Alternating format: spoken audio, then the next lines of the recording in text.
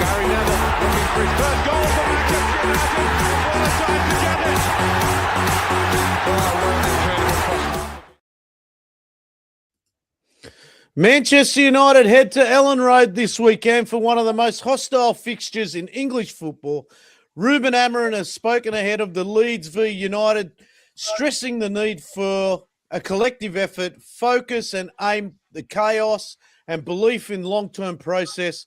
Leeds came into this one unbeaten in 6, confident at home and carrying a serious attacking threat. Let's break it down, Amorim's key messages and why this game is far trickier than the league table suggests. How are we, boys? We've had a storm in Sydney. I've been just rushing back here. Elliot's had a few beers. Yanni's just made the table. How are you, buddy? How are you, boys? Yep. Good. I wish the game was tonight rather than tomorrow night. You know, after 2 weeks of to work on a Monday is a bit hard. But yeah, definitely. I wish it was tonight as well, just quietly. Yeah, me too. At least it's early tomorrow, right? well, Yeah. as early as it can be, 11:30 p.m. Yeah, Well, it's good for you, Elliot. 10:30 kickoff's unreal. yeah. It's still a Sunday though. It's still a Sunday when I'm working it. It's still I'm a up at Sunday. four- What's it I'm matter up- if it's a Sunday? Like, I'm up at 4:30 on Monday morning for work. Like I just well, so am I. But if it's 2 o'clock, I'll just work through, mate. You just got to man up and just do it. Time's irrelevant, maybe I mate. might stay up and watch it. I'm not like I'm fully committed either way. Mate, yet, but, it's one of the biggest games of the season, and you're going to miss out on it for work. You work from home, aren't you? nah. It doesn't help how just knowing what our team is like at the moment. Like it just lowers the motivation that little bit extra. Doesn't lower it. I still love the Mate, badge. I still fucking get up. It doesn't bother me. Yeah. I see you during a game. It definitely bothers we don't want that type of fan base, do we, Yanni? Seriously. you. Wait. I don't want a fan base like that. Just fucking watch it. Play for Look, it's watch gonna it for be- the badge, not watch Play it for, for you were how about we're to say playing. play for the badge. This guy. Play for the badge. That's what you were about to say. Tom's in and out at the moment.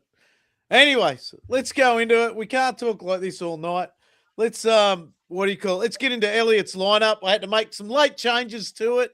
He's come to me. He only had it for 2 hours beforehand, and he's decided to tell me to change it up. So, all right, here we go. I'm putting it on the stage now. Here we go. There we go. Yeah. You've not put it up right, but that's okay.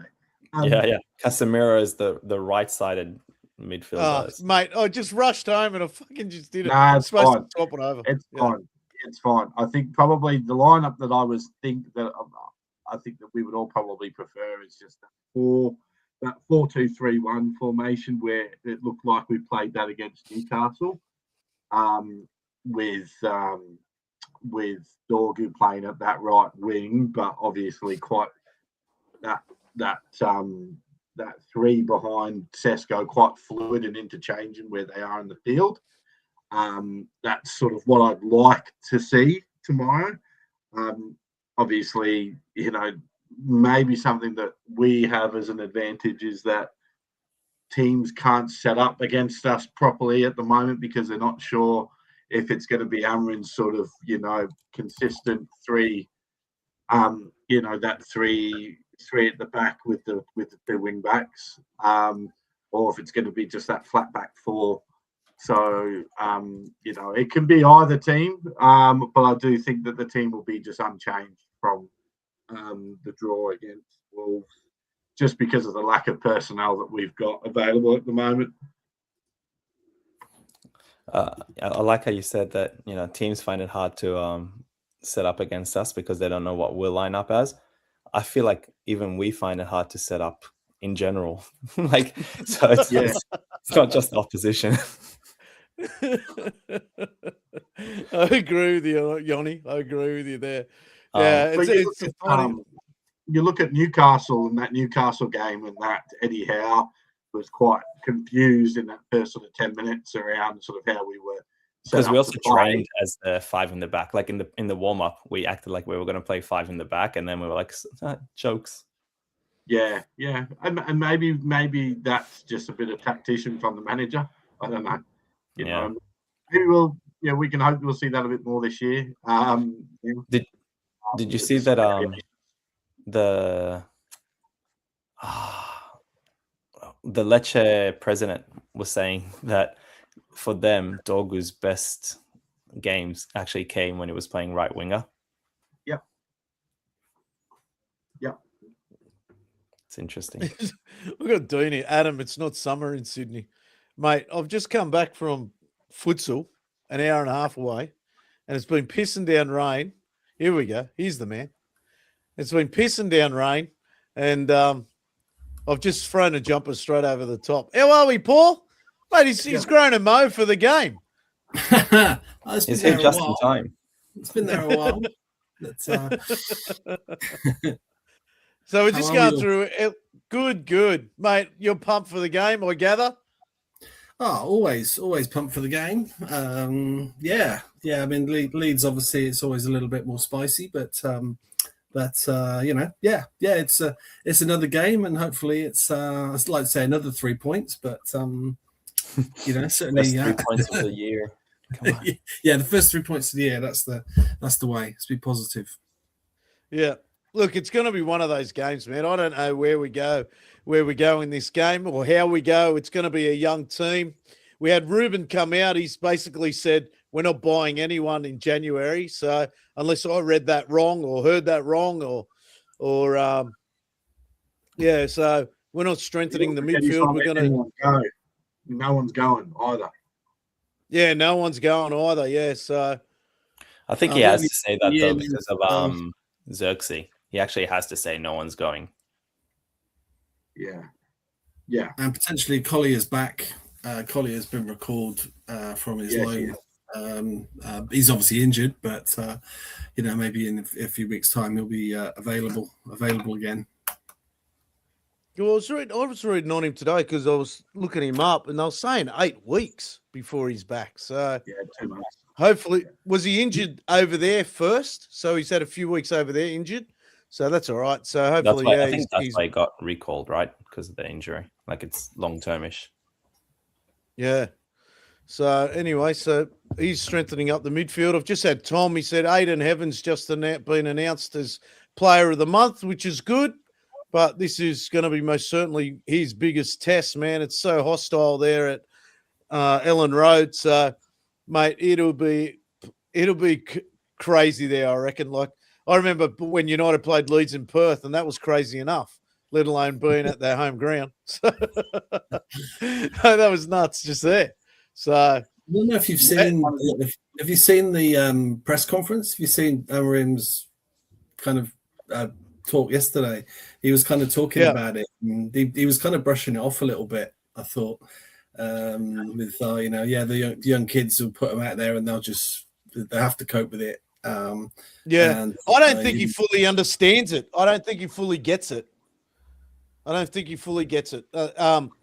there'll be that much shit outside the ground, and then once you get in the ground, obviously it's another shit show again. So I don't think he fully understands it. I don't think he actually. Paul Scholes put it on nail on the head the other day. For me, he doesn't really understand the club 100% yet.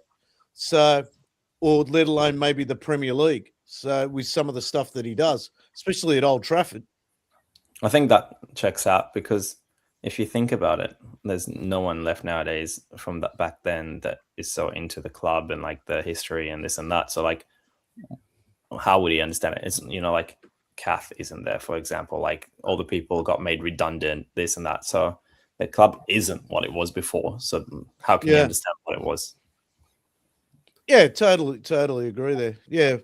But you know what? If there are people talking about it, especially the media, it's probably a time you should friggin' listen to them. You got Darren Fletcher there as well. And, he's there. Carrick's still around the club. Wayne Rooney's certainly around the club. So all those boys are there. So, but you know what? He's that type of guy that probably doesn't like to go and ask for help. That's why he got rid of what's his name, Van Nistelrooy, when he first came in. You know what I mean? So he's got his crew. He sticks to his crew, and that's it for him. You know. So I don't know. It's. I think it's a worrying game. Is it a worrying game for you guys? Every game's a worrying game for me. They're an informed team, though. They're playing really good football at the moment, Leeds. I think probably about 3 or 4 weeks ago, their manager's job was on the line, and then all of a sudden something just clicked. And they've gone, like you said, 6 games unbeaten. Dominic Calvert-Lewin up front, he's in a decent bit of form for them. They're quite a good attacking team. Their captain's suspended, so that's 5 yellows. That's a good thing because Ethan Ampadu, he's a good captain for them. But they'll have decent reinforcements to replace him. I think it'll be a tough game.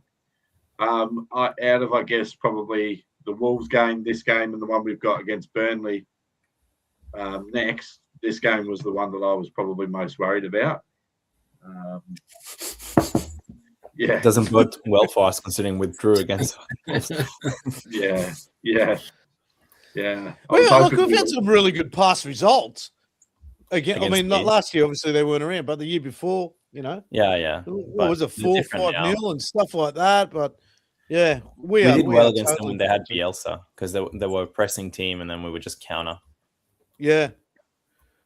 I know. Yeah. So, anyways, look, they're in 16th place, 21 points from 19 matches, 5 wins, 6 draws, 8 losses. Last few games, what is it? Liverpool 0-0, 4-1 Crystal Palace, and 1-1 Sunderland. So, mate, I don't even know where do we start this pod or anything like that, because I'm really worried because after last week's game, I was confident coming off against Newcastle, then the shit show last week, and it's basically going to be the same side that we started with last week. I can't see him making too many changes, and there's not much experience there. I don't think there'd be one player in our side that has played at Ellen Road besides Bruno. Luke Shaw would have done, surely. Oh, Luke Shaw, maybe Martinez did, yeah. Hello, as well. Oh, he signed two seasons ago. Who? Martinez, did he? No, Martinez. No, straight after the World Cup, wasn't it? Yeah, this is his fourth season with us. Yeah, he's just been injured a long time. Dallow's been there like 8 seasons now or something, 7 seasons. Yeah. Ahmad Mayer played there when he was playing for Sunderland. Yeah. So it's it's not the same as playing there for Sunderland as playing against us. The bits. Yeah, he would have won with them. That season. Well, that's true. But yeah, there's a few there, but I think there's enough. There'd be enough people who know what to expect, and I think it's almost like having the youngsters in there. It's almost you can almost see it as being a bit of a positive because it's going to be tough for them, but they'll know what to expect, and they'll know the history, and they'll know the kind of intimidation and whatever that they are going to face. Whereas some of the potentially prima donna guys may take them by surprise. Yeah, look, have you been to Ellen Road, Paul? Yeah, twice. So maybe you need to get in the dressing room and talk to Amorim about it. Quickly get over there. Yeah.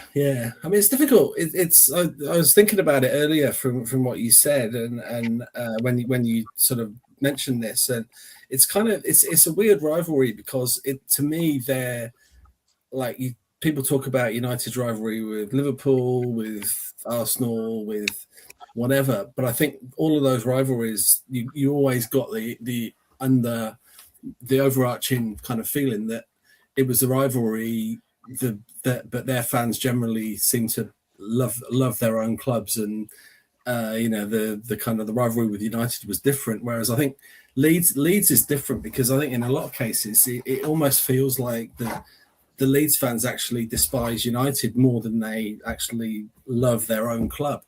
It's a bizarre thing, but it actually feels that way when you go there.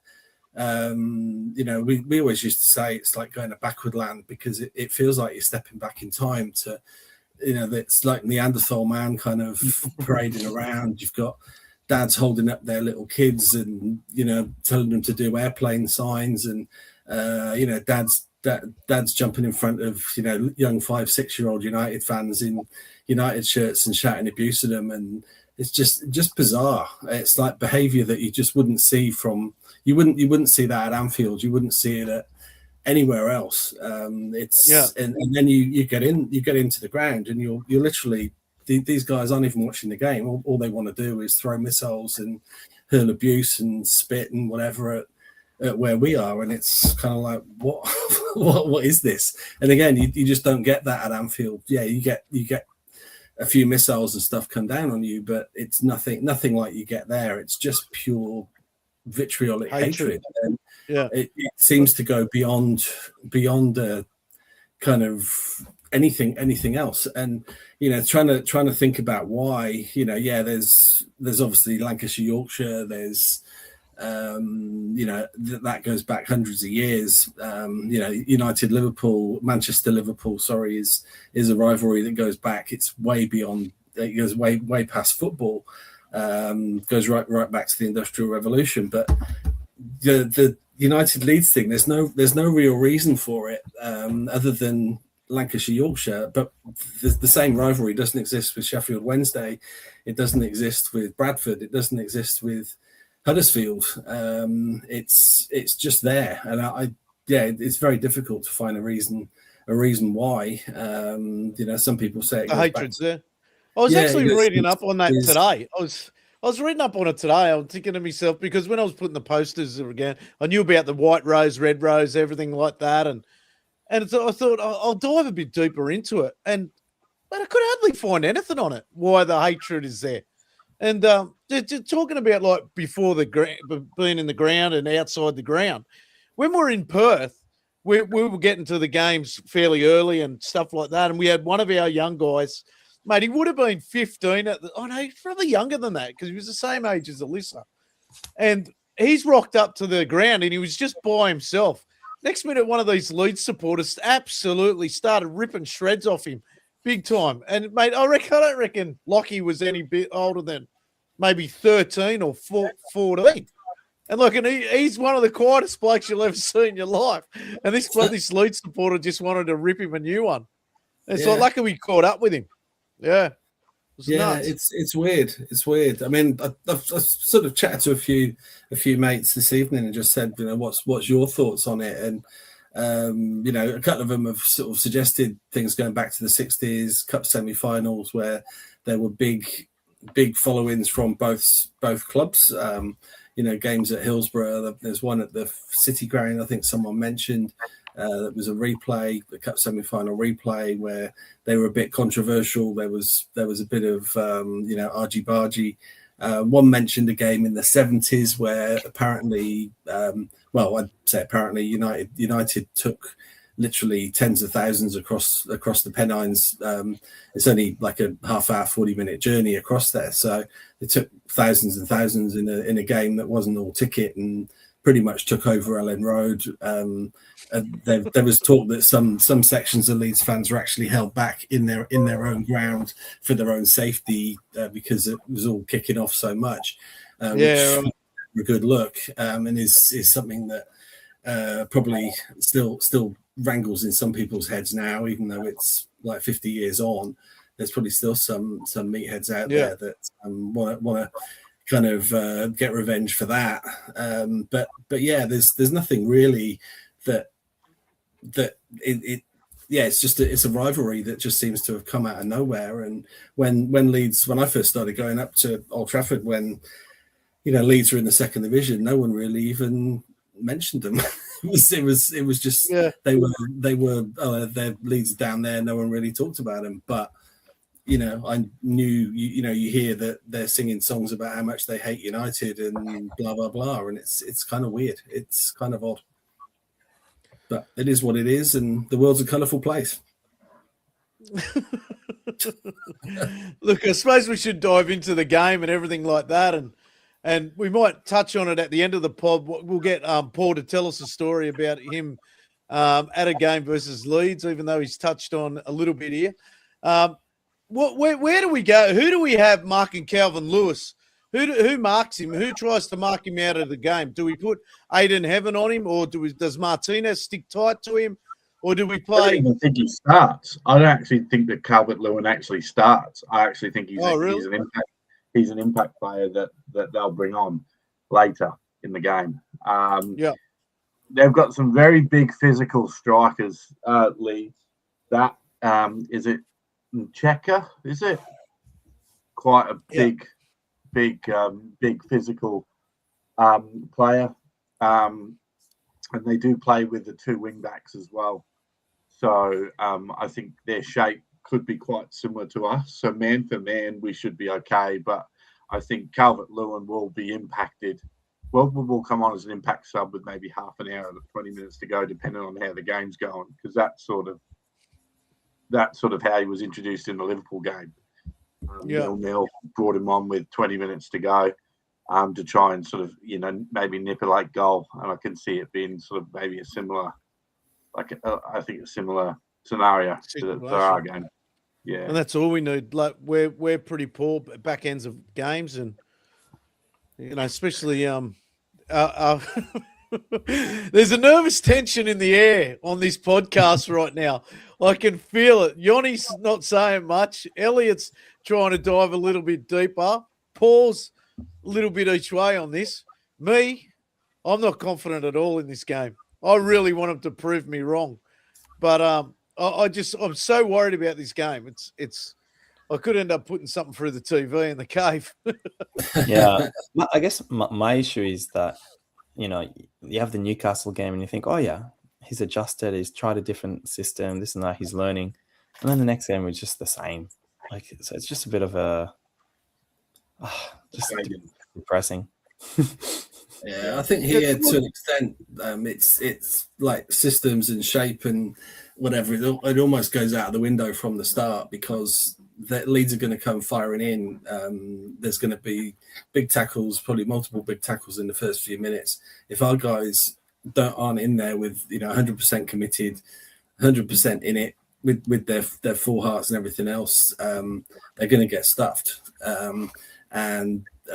Whether they're playing 3 at the back, 5 at the back, or 10 at the back, if they've not got that 100% commitment, and in some games they've got it, and other games they have it for half the game, and then they seem to lose it. Sometimes the head goes down very, very easily. If the heads go down in this, then they're in real trouble.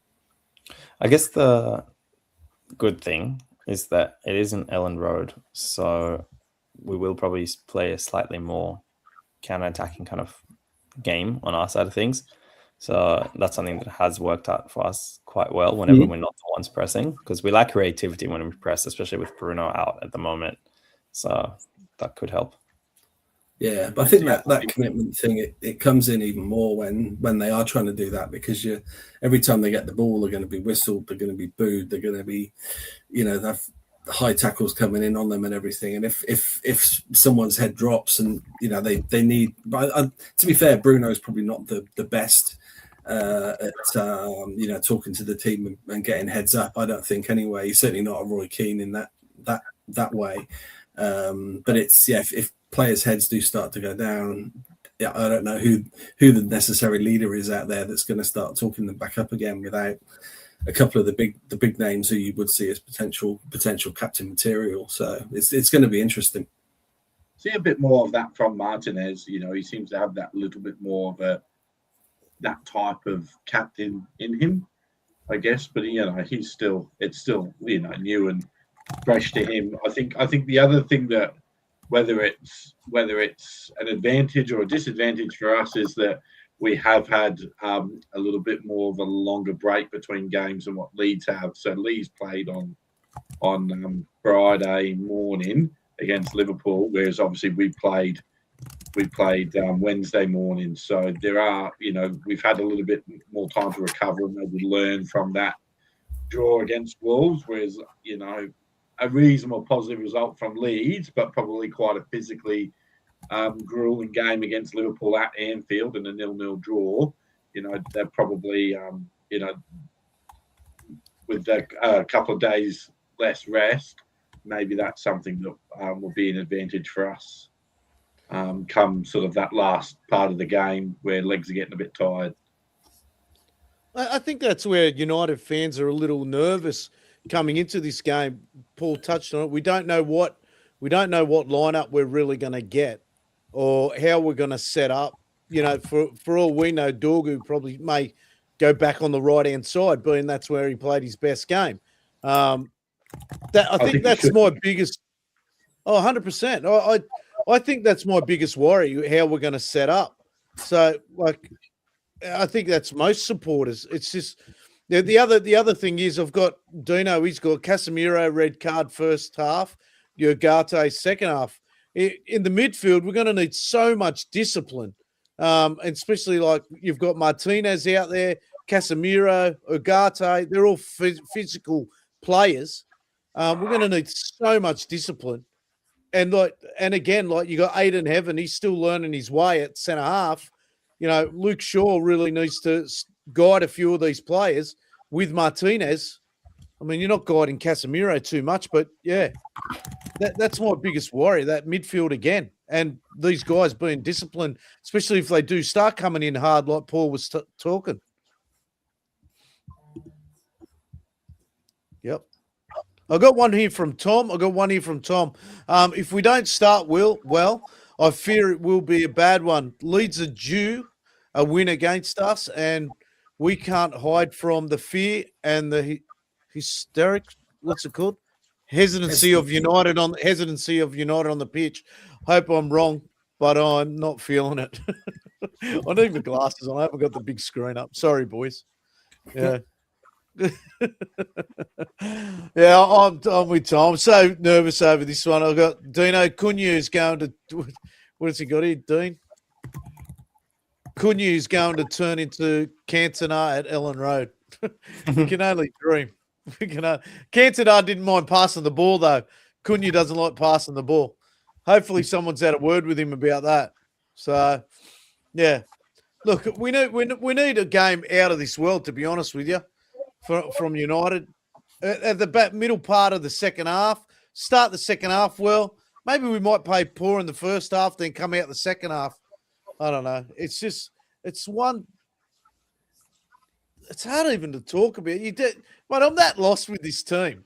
I've really got nothing at the moment. So it's just plus you get the 60 to 65 minute 2 or 3 changes, often to the back 2 or 3 or whoever it is, kind of like for like changes, and seems to unsettle everything. And then we concede within 5 minutes of him making those changes. Yeah, that's it. And it's a lesson that we just don't seem to learn. He does it every week, and we have problems straight afterwards. And I don't understand. I don't understand it. And, what happened to an old-fashioned game where if you're happy with the team on the field, don't make a sub? Because I do sometimes feel like our manager just makes a substitute because he feels like he should make a substitute. Not, it's time to make a sub because that's what you're supposed to do. And the 65th minute, you shouldn't. And the only subs that I can make are defensive ones because that's all the players that I've got available on my bench. So those are the players that I need to sub on. Now, I feel like he's just doing it because there's no thought process to a lot of his substitutions at the moment.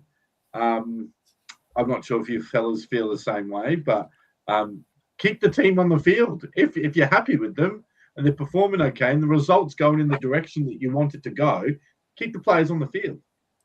The only problem is I can't think of a time where I've been happy with the way the team has gone on the field, like the entire game.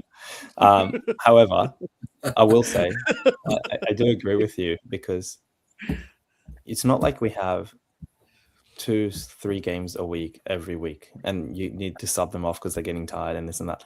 Like, we've just spent the last 4 months playing 1 game a week. Like, it's, like, they're fine. Just let them play. I remember Ollie never used to. Was it Ollie? He hardly made subs at some times. Yeah, but we were complaining that he kept McFred and Lindelof Maguire on. So, like, there's also, that's the opposite side of things. I got one here from Dino, and it's directed at Elliot. He's got the problem is Elliot, ask the old Chelsea boss about the medical staff getting too involved in the subs. Which Chelsea boss? It happens to every one of them. It was the same with Mourinho, right? Like, or at least it definitely was Mourinho. Yeah. He's got another one here. I can see Ruben make no changes this game as there is only kids on the bench helping. No, he'll check Fletcher on. Yeah, he'll check Fletcher on. Oh, there's one sub that I'd like us to make, and I'd like him in the squad, and I'd like to see him come on, is Cheeto.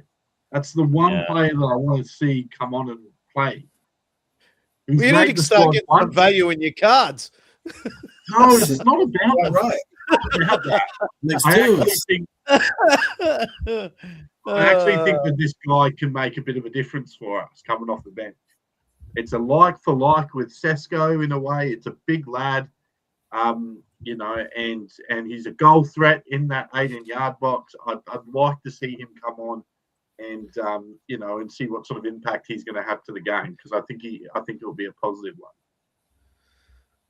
I wonder if we can quickly fly Juan Mata over there, give him a quick contract, and he can direct the midfield around. The way that bloke's playing at the moment, he's flying. Hey, what was that, Yoni? Add to those 55 goals or whatever. Yeah, the 51 goals. Yeah. Yeah. Incredible stat. Incredible. See, I watched the last pod. Of course you did. Good on you, buddy. I don't think there'll be too many watching this one because it's very depressing, this pod at the moment. I feel the past 32 minutes have taken 3 hours to get to. No way. In 2 days' time, when we do the next one, it'll be full of celebrations and fireworks. It'll be like New Year's all over again. Right, we're going to be doing a fan reaction after this one, so it's we're either going to be cheering or we're going to be I'm going to be ruthless. So it'll be a very interesting fan reaction. It could go either way. So obviously most games go either way, but it's for me again. I'll stay. It's a hard one to talk about. Look, I think we're good enough to beat this team. I think we're good enough. What are we, fifth? We're fifth. They're 16th. Yeah. I think we're that shit scared that they've won 6 in a row, and then we're so up and down all season. But we've been good away from home. So let's put that spin on it. We've been good away from home. I don't think we've played bad away from home over the past Johnny, we're still unbeaten. We've lost 1 game in what? What did you say the other day? No, I think we've lost 2 games in like 13 games or something like that. 13 games. There we go. Look at that, 2 games in 13. How many did we win, though? Yeah, we won 2 or 3. So we're only 3 behind, but we're still getting that point, and we're still in that top half of the table. We'd rather be there than in 16th or 17th, wouldn't we? So what was interesting? So the entire last 3 months, we kept on saying, "Oh, these teams drop points and we couldn't catch them. These teams drop points and we couldn't catch them." And this time we're the ones who drop points, and every other team couldn't take advantage of it either. Yeah. Look at it. Look, I know we do that most of the times. We don't take advantage of it, but you know what? There's a lot more. I think there's more pressure on Leeds playing at home, trying to get out of that relegation zone, than us going to Ellen Road and picking up the 3 points. I know the pressure's there from the fans, and obviously the media is going to hammer us if we lose or everything like. But I think personally, there could be more pressure on Leeds trying to get their 3 points out of the game than us. I just want us to win, because then I can just banter Liverpool fans, because saying that beating Leeds isn't for everyone. And that's what I want. You'll be appearing on another podcast before long in a Liverpool shirt. You got to be careful. No. He'll be here. He'll be here. He's been asking about you, Johnny. He's been asking about it. Yeah. I'm honestly, the fact that 19 games into it, we're still very close. Like, it's already a win in my books. Yeah. Look, I think I was just having a thought there, Paul, about it probably didn't help with Leeds supporters when we had the one Eric Cantona come to United, and then he wins the league with them, comes to United, and then wins the league with us. So, and now all he does is celebrate Cantona, celebrates United. Yeah, it definitely didn't. But I mean, the bitterness was there. Was there before that. I mean, I was trying to find it today. I know I found a couple of things in a fanzine in a couple of fanzines that I sent through to you, but I was trying to find. I was reading them, mate. You couldn't read them on mine. No, exactly. But we'll send them to the others in a bit. But there was, I'm sure, when Leeds first came back up, which was the 91-92 season, I think. Or maybe 1991. There was a it was published in one of the United fanzines, and it was just a picture of a kind of a ape cage, like a cage with like 10 apes in it, and it was, the caption was, Football League welcomes Leeds fans back to the first division or big time football or something. And so, the kind of the image that they have of this kind of these kind of slightly trained or untrained apes is pretty much as it is, and that they've always been that way. And the rivalry is just, it's always been there. But as I say, I don't really know why, and I don't think anyone really can tell you why. It's strange. Yeah, certainly that first game when Eric had signed, I think it was a 0-0 draw at Ellen Road, I think, in the 92-3 season.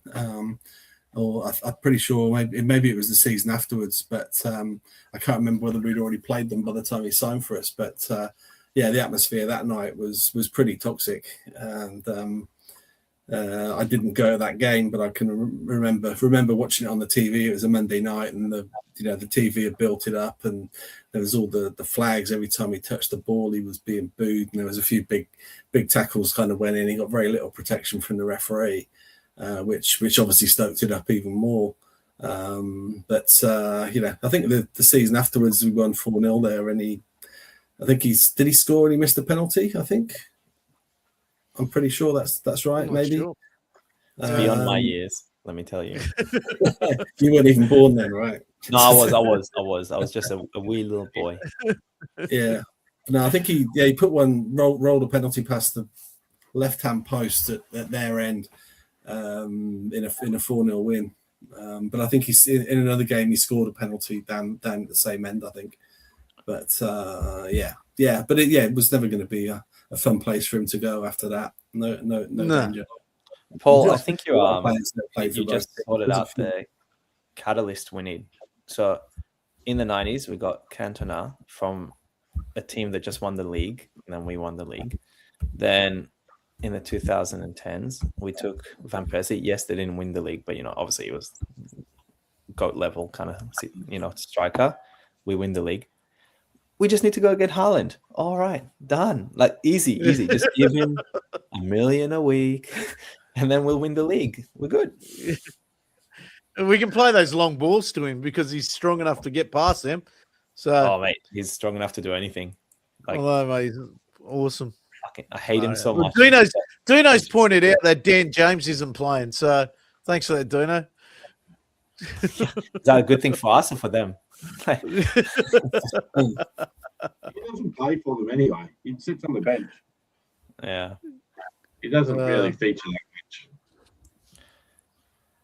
He's one of our highest sales. I think he still is, isn't he? I think unless he's probably Garnacho took it. Top 5. He's top 5. Lukaku was a high one. Di Maria was a high one. Yeah. And then you're not sure anymore. Didn't we sell someone for 40 recently? Yeah. Garnacho, as I said, Garnacho. Yeah. 85 mil that was, wasn't it? Yeah, something like one that. will be up there as well. Hoyland's not sold yet, though. Yeah, but it's looking like Here's a question. Here's a question for you. Being that we've got heaps of young players on the bench and stuff like that, do experiences like this fast track development or damage confidence? I don't think it would damage confidence per se. I think just being in this team would damage your confidence. But I think it's a good experience. But kind of like what Amorim's, I think he mentioned it.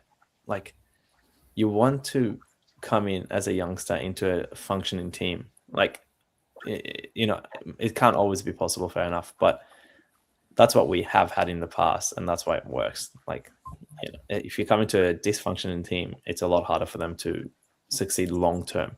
They might come and be a shining like star for like 5-10 games, but after that, like, no one's there to guide them towards the next step. Oh, mate, the player that I would have liked us to see to go and get is Garner. Daniel Garner. I was going to mention him like 2 seconds ago as well. Go and get him. He's off contract. Just go get him. Like, he's the perfect player for it, for our midfield right now. He's a perfect player for it. Ex-United, kid. Yeah, that's it, mate. Absolute great kid as well. He's a player we need. Like, we're talking about, we're not going to go buy anyone. I don't understand why we just don't get him. He won't be expensive. So, he would cost it quite a bit. It would cost a good 50, I reckon. Do you reckon? You reckon 50 mil? Yeah, because he plays in the Premier League. He's got that experience now, and because we're Man United, plus he's English. Demand money. Mate, if they wanted 90 million for Branthwaite after one season, imagine what they want for Garner. Are we going to buy any sort of buyback clause in his contract or anything like that? I think we started inserting those after we sold him. I think because that was the new, our new owners started doing that, and I think we sold him before we changed owners. Yeah. Anyways, I don't know. Look, this pod's a little bit of a downer at the moment, boys. I want to. I'm really struggling to get you in the mood. It's a really tough one. I reckon this is probably one of our hardest ones. The game can't come quick enough for mine. So what I'm going to do is I'm going to throw it to Paul, and I want him to tell us one of his interactions with I want him to tell us an interaction that he had with a Leeds supporter or an in-ground supporter that he had. That way we can liven it up, and that can finish the pod for us. We can listen to Paul. We can have Paul tell us a story. Yeah, it's funny. I don't really have very many about Leeds because I've been to Ellen Road twice or Bell End Road as it's affectionately known as through a lot of United fans. But I mean, probably the one time I did meet a mate of mine. I had the 2 tickets for the game, and he'd said, "I'll meet us in this pub." And I found the pub, and it was literally like wall to wall Leeds fans hanging off the lights and jumping up and down on the bar and stuff, singing about the hatred of us. And I had to kind of go in there with my southern accent, buy a pint, sit in the bar and listen to all this for 20 minutes until he arrived. That wasn't a lot of fun, and we kind of as soon as he walked in, I swigged the rest of my pint and we left pretty sharpish. But I've not like going to Ellen Road. It was very much go in, get out, and that's it. So I remember getting off a coach and seeing dads holding their kids up doing airplane signs, dads shouting abuse at young kind of 5-6-year-old kids and stuff. It's just not a very nice place, and they're not very nice people. It's a very, very strange place. At Old Trafford, you very rarely saw any Leeds fans outside the ground. When they were there, they were generally brought straight in and taken straight out. Probably there was a FA Cup game probably in the 90s. I think we beat them 2-0. It was done and dusted. 2 goals very, very early. I think Steve Bruce maybe scored. They made a lot of noise before the game, probably brought 10,000 across, and didn't hear a peep from them in the second half. It was all very, very quiet. And but yeah, I can't really think of much to kind of say about them, to be honest. So even sorry to be a bit of a downer, that there's no real. It's the way this pod's going at the moment. So I'm going to watch. It kind of goes to it though. It's like it's weird. This rivalry is there, but it's kind of almost like a vanilla rivalry from our side. Like, that's it. Yeah, so like, who are these people? What is this rivalry all about? We don't really care about them. We've got rivalries with City, Liverpool, and whoever. But yeah, regardless, they just always seem to be there, foaming at the mouth and casting this vitriol over us. It's kind of weird, and I don't know. I don't get it. Look, the way we're going, we're liable to go there, get 3 points, win 3-1, because I don't think we'll have another clean sheet, but we're liable to score 3 goals, cop 1, walk away with the 3 points. We're back in the following week. We'll end up losing. So we're due for a win. So, and that's the way our season's been going. So Elliott's trying to keep his head on. I don't know what he's doing. To be honest, yeah, probably with how our record's been going this season, we'll go to Leeds and win, and then we won't go, and then we won't get anything besides a point against Burnley, whereas you'd probably think it should be the opposite. Yeah, that's exactly my point, Elliot. I reckon but the more we sit here, I think we're going to go and come on, and the more we think about United's results and the way they're going, I think they're more likely to come away with a 3-1 win, because it's away from home. Like I said, we've been playing away from home. We've been walking away with a draw, or we're not actually losing. When was the last time we lost away? Villa. Was that Villa? Villa was at home, wasn't it? No, Villa was away. No, Villa was away. It was away. So that was our last one, Villa. So, yeah. And that's a game we should have won. And that's the game we should have won. So, you know what? I'm going to ask for score predictions, and I'm going to say 3-1, mate. Oh, you got me going here. 3-1. I'm confident going into the game. Yes, I think Leeds United. I think United are going to roll Leeds, and I think there's more pressure on Leeds coming into this game as well. They're in 16th spot. They're going to need the win. The fans, if they're down like by a goal or a couple of goals, the fans are going to start turning on their own players, even though they've won 6 in a row. Mate, I'm backing United 3-1, mate. I'm backing them. We're in. I just want you to stop saying that they've won 6 in a row. They haven't lost in 6. They haven't lost in 6. Same shit. They drew 4 of those games. Yeah. There you go. So it's no different to United. So mate, it should be positive.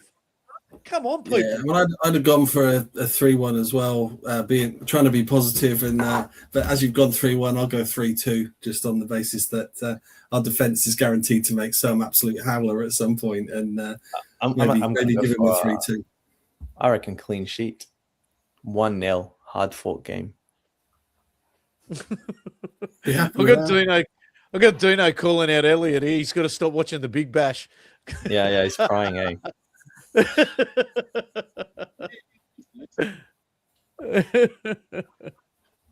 All right, Elliot, give us a score prediction so I can wind this shit show up.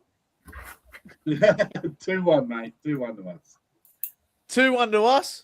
Brilliant. All right, so we're all confident we're going to win. So why were we so depressed through that pod then? When I said 1-0, I didn't specify who to. No, I'm kidding. That's Dino's trick. All right, boys. Let's wind it up there. Hopefully, I'm confident we're going to get 3 points. Leeds are going to be under the pump. Our young players are going to come on, and they're going to show us how we should run this club. Come on, United. I'll talk to you later. See you later. Check. See ya. Cheers. Enjoy the game. Gary Neville looking for his first goal for Manchester United.